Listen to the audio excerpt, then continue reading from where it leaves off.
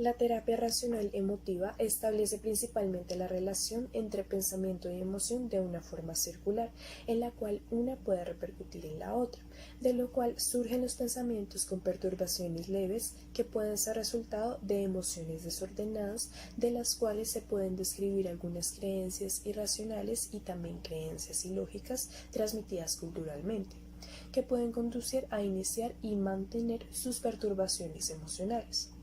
Se hace énfasis en que la personalidad consiste en gran medida en creencias, constructos y actitudes. Esta terapia se basa en la teoría ABC de la perturbación emocional, donde A representa cierta situación, B representa las creencias racionales o irracionales y C representa las consecuencias.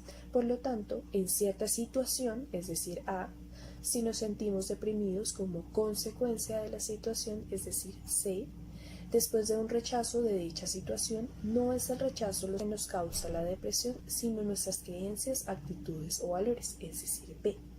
El terapeuta actúa como contrapropagandista de las creencias irracionales, contradiciendo las autoverbalizaciones destructivas, mostrándole al cliente cuáles son sus ideas irracionales y analizarlas en términos racionales, dando lugar a un proceso de reestructuración cognitiva. Terapia racional emotiva. Para empezar, hablaremos del fundador de esta terapia. Albert Ellis nació en Pittsburgh en 1913 y estudió en la Universidad de Columbia, Nueva York, especializada en formar a profesionales del psicoanálisis. Allí obtuvo su doctorado en el año 1947. Ya por el año 1953 rompe totalmente con el psicoanálisis y comienza a desarrollar un tipo de psicoterapia que llamaría terapia racional emotiva, un tipo de psicoterapia de orientación cognitivo-conductual. Albert fue uno de los psicólogos más influyentes del siglo XX, creador de esta terapia. Esta terapia se dio a conocer en la década de los 60, aproximadamente en el año 1956 en Nueva York. Ellis consideraba que los problemas conductuales y emocionales podrían tener su génesis a partir de sus tres fuentes: el pensamiento, la emoción y la conducta. Enfatizó en cómo los pensamientos inciden en las alteraciones psicológicas. En 1995 afirmó que las personas son en gran parte responsables de sus sentimientos perturbados, que son generados tanto consciente o inconscientemente. Por ende, esas mismas personas disponen de todos los recursos para poder modificar sus pensamientos y traer a sus vidas estados duraderos y estables.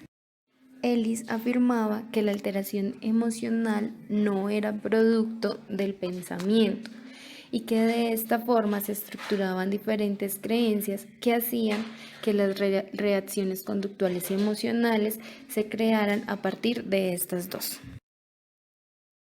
Los comienzos tempranos de la terapia racional emotiva pueden trazarse por la vida personal de Albert Ellis como niño y adolescente, cuando empezó a enfrentarse a diversos problemas físicos y problemas de personalidad.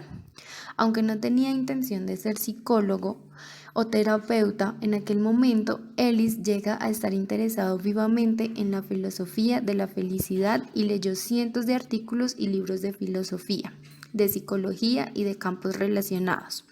Entre ellos leyó los escritos de Epicteto, Marco Aurelio, Ralph, Émile Coué, Sigmund Freud, John Dewey, con los que empezó a trabajar debidamente para superar lo que consideraba como sus inútiles problemas emocionales. También empezó a investigar sobre problemas sexuales, amorosos, de familia y pareja, principalmente debido a su interés en escribir sobre aquellos temas.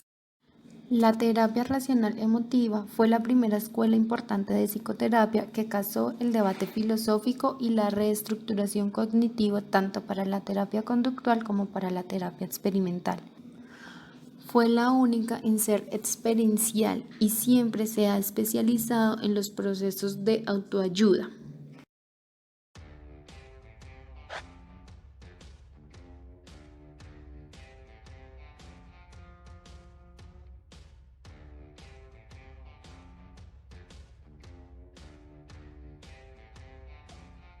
Este es el primer abordaje terapéutico de la terapia racional emotivo-conductual, donde se cuestionan y ponen en tela de juicio las creencias irracionales y se debate científicamente las cuestiones. Tenemos preguntas lógicas como por ejemplo, ¿dónde está la evidencia? Preguntas de tipo empíricas como por ejemplo, ¿qué ley del universo dice que eso tiene que ser así? Y preguntas pragmáticas como por ejemplo, ¿qué consecuencias tiene insistir rígidamente en que tu pareja no debe dejarte? Las técnicas emotivas nos sirven para abordar los problemas de la persona. Allí se utiliza el factor emocional que permite evocar a través de la imaginación. En la imaginación irracional negativa se entrena al individuo para que pueda cambiar las emociones negativas, inapropiadas, por otras que sean muchísimo más adecuadas a la situación que se presenta. En las técnicas humorísticas se usan chistes, canciones, rimas y juegos con el fin de disminuir el exceso de dramatismo con el que nos tomamos a nosotros mismos.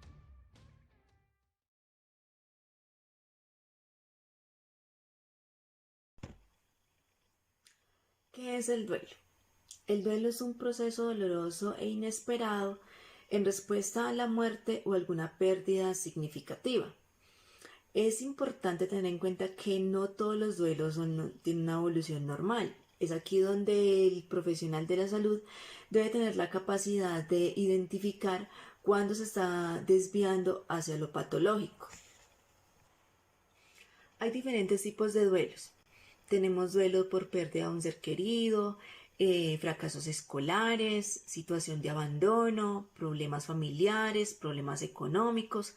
Cada uno lo podemos estar viviendo en diferentes etapas de la vida. Por ejemplo, infancia y adolescencia, la separación de los padres, jóvenes adultos, divorcio, pérdida de un embarazo, pérdida del trabajo.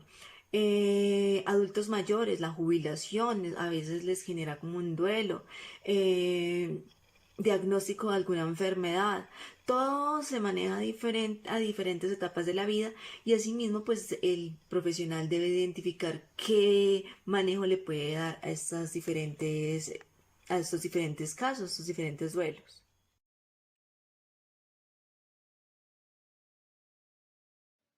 Teniendo en cuenta que un duelo puede generar ansiedad y depresión, la terapia racional emotiva lo que hace es ayudar a la persona en su forma de pensar y reflexionar en sí misma, ya que las personas crean sus propias perturbaciones psicológicas. En esa terapia se mira primero el motivo, que es la pérdida de un ser querido, en las creencias irracionales, que ya son los pensamientos que se tiene de que porque a mí no lo puedo tolerar y tristeza profunda. Y las consecuencias ya es la depresión y la ansiedad. Después de mirar como esos factores, ya lo que hace el terapeuta con el paciente es que pueda tener un confrontamiento con la realidad, de, bueno, entender el por qué pasó, dejando claro que pues cada persona tiene su tiempo para asimilar su duelo.